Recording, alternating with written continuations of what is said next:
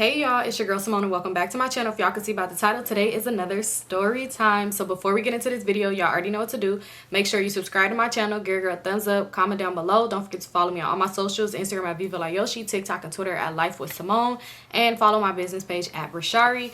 Before we get into this video, yes, because it be people, y'all, it be a lot of people like, you don't have to address stuff, girl. But y'all don't understand. It be people who say stupid shit.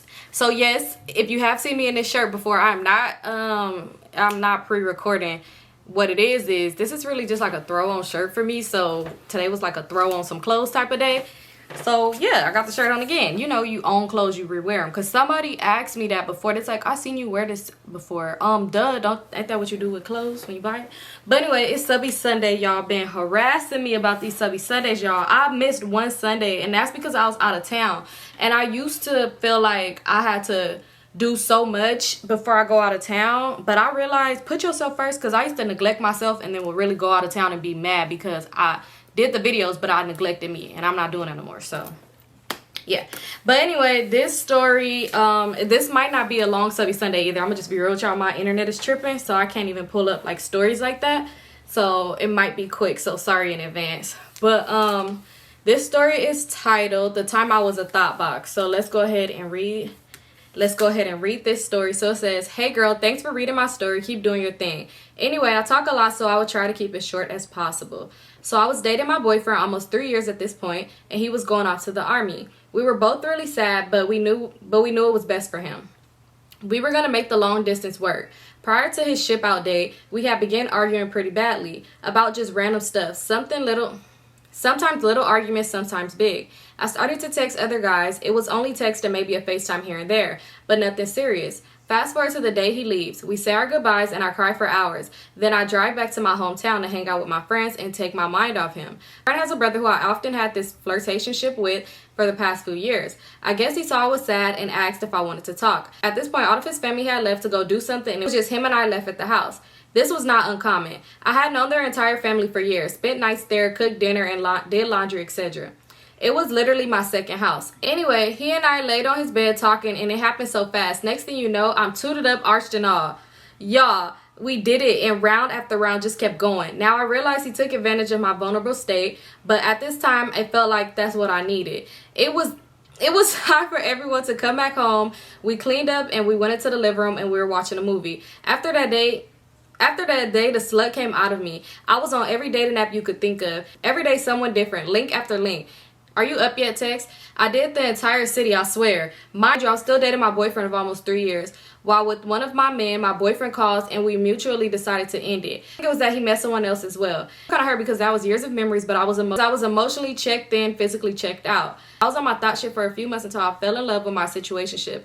That is a whole nother story. I'm going to send that in as well. So I hope it's something that you want to hear. I hope you enjoyed this story. I know I was wrong. I would never cheat now. It is no excuse that I was in a bad mental place, but I have learned. So judge your mama, not me. Anyway, thank you, Simone, and I can't wait to read your thoughts and comments." Yeah, sis. No, sis. Okay, look. You need to stop blaming that sad shit. You need to stop blaming being sad on what you did. You wanted to do that with that boy that whole time, and you used that as an excuse. Because it ain't no way on the first day, just no way, sis, that on the first day that your man left, literally the first day you dropped him off and you drove back, you go get hit.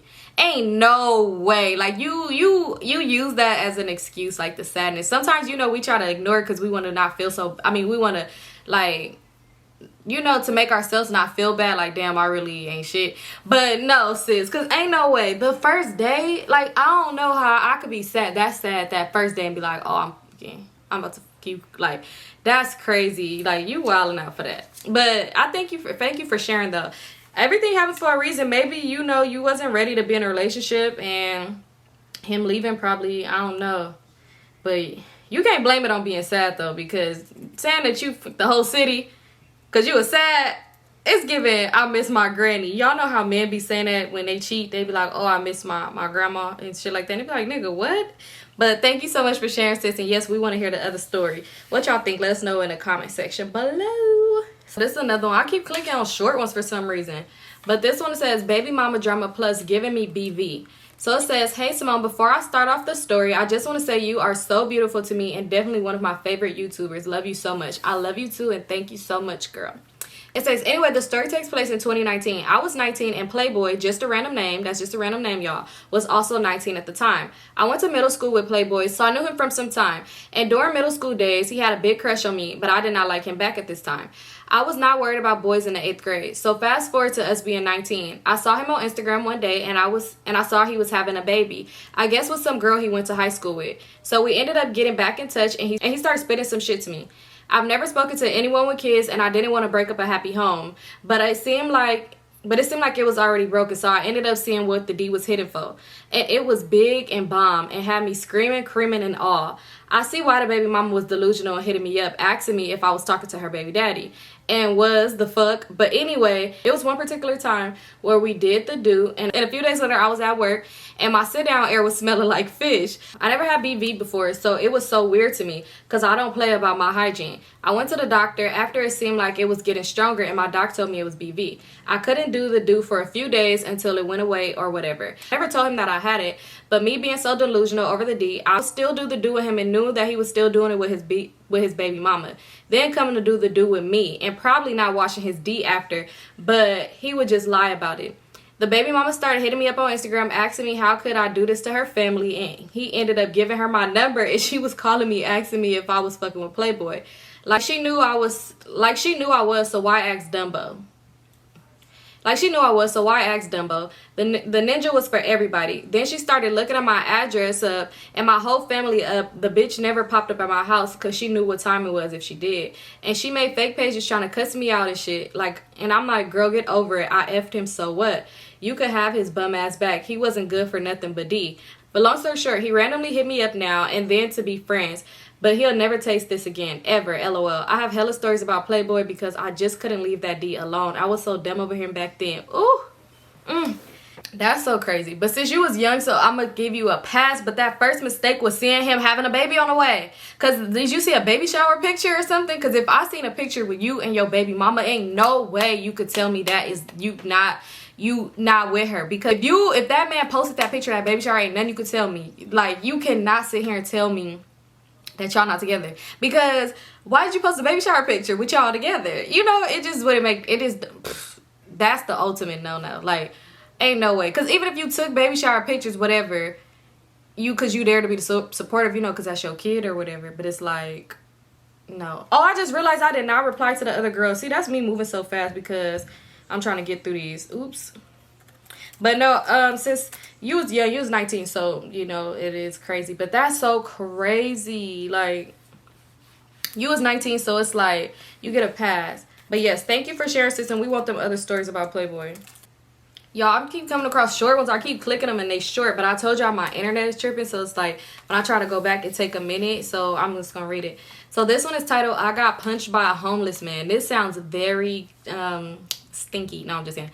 This story is one of the craziest things that have ever happened to me. I was raised in Chicago, so I've got tons of crazy stories, but this one is the icing on the cake. I was walking downtown across the bridge going to the metro station. I seen two men walking towards me talking. I've never seen this man a day in my life. Once he got close to me, he started walking backwards. I'm looking at him and he's looking at me walking the same pace as me. The other man is still a little further away, but they knew each other. Next thing you know, he punched me and said yeah afterwards. The man he was with said, come on man, it was a little punch, but it felt like knuckles and they were hard as fuck. I was 16 at the time and I was scared. I looked behind and it was two men and nobody protected me. I couldn't do anything but run and cry. But now that I look back on it, I laugh because who the fuck did he think I was? Maybe I reminded him of somebody he hated. I wish I would have done more, but no telling if he had a weapon or if anyone was around was gonna help me. I was young as fuck and he was a full-grown man. I should have called the police. That is crazy as hell. I would have ran and cried too, because, yeah, I'm happy you didn't do much more. I know people in the comments going to be like, couldn't be me, because I would have did. But it's like sometimes in that situation, you really got to think about fight or flight. In that situation, especially if you alone and it's a grown-ass man and the other two grown men didn't do shit that was walking, like, you know, you really kind of low-key got to think smart. What if he had something and he could have, like, pop, or... I gotta stop saying certain words because YouTube don't like and playing with me. Ooh. But yeah, I'm happy that you did the right thing, because you never know how things would have turned out. But that is scary. That is so scary. That's why I say you really got to keep protection on you, like whatever it is, because people out here really be crazy. That's why I really be like nervous to walk by people. Like, I don't care if people get offended or no type of way. Like, sometimes if my mind is telling me like, hey, this person seem a little sketchy, I'm across the street. I don't care if you feel offended. I don't care. Alright, y'all, so I think this is gonna be the last one, because I still gotta edit this video and my internet is tripping and it's frustrating. Like, to y'all it seems like I'm just skipping through the next one, but it's like literally taking like 5 minutes, and that's stressful for me. But anyway, so let's get into this next story, and this one is titled "The Beginning to the Most Toxic Ass Relationship I've Ever Been in, No Cap." Hey sis, I literally love your channel. We've been through a lot of the same situations, but I'm too scared to make a channel and tell people about them. So I'm so happy you have Subbie Sundays. But I'm going to start from the beginning. It's kind of a long story, but I feel like it's worth the read. So I met this guy named Dum Dum on Facebook back in 2019. I was either 23 or 24 and he was 20. He was so fine, really tall and dark skinned and tatted up. He asked me for my Snapchat. And from there I could tell he was the one. We would snap each other all day long for weeks and weeks, and I was on him bad until 2 months later he went to jail for VOP. I'm not the type to hold shit down for nobody when they get locked up. So I answered the first free call and faked the argument with him, so he knew not to call me. And that I was done. But a week later he kept giving his folks my number so they would call me on three-way with him. He kept begging me to talk to him, but I would hang up and block the person's number. Then one day, I went on his Facebook and I seen a bunch of posts from 2 different hoes saying that he was writing them letters and they sent them drawings and that they've been together for years and etc. Girl, I had to pick up my mouth off the fucking flow. I couldn't believe this nigga that been begging me to talk to him all this time had 2 hoes that he already was in a relationship for like 2 years. Like, what the actual fuck? So me being petty, I unblocked all of the numbers that he would usually call me, that he would usually try to call me on, and waited for him to call to sell his ass out. I was so mad and ready to the hell out of him, and them females weren't that attractive and seemed like weirdos. They both knew about each other and they would argue, spray each other with mace, and sub each other on Facebook all the time. Clearly the D is good. I didn't know that they was fighting over my man that I had for 2 lovely months. But anywho, he called me and I answered before the recording lady could finish, saying, "Thank you for using GTL." I took off on his ass. Called him every name under the sun and he started crying and saying that he doesn't want to lose me and they were a mistake. I was like, a mistake? Nigga, you been with them. I said, nigga, a mistake? You been with them chili pepper built hoes for 2 years before you met me. And he got quiet and them fake ass crying voices stopped.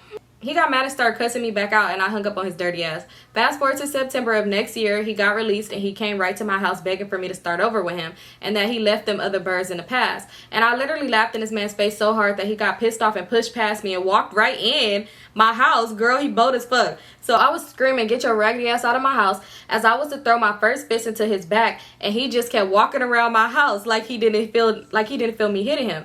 Then I noticed he was acting like he was looking for somebody, and I was like, "What the fuck you looking for, dum dum?" And he said, "I know there was a nigga in here because I had one of my little dogs watching you while I was locked up." And he told me about the short red motherfucker. And girl, guess who the short red motherfucker is? My damn cousin that had to move in with me because he lost his house. I literally started screaming, laughing, and telling him that it don't matter who I had in here because he not my daddy, nor is he my ninja.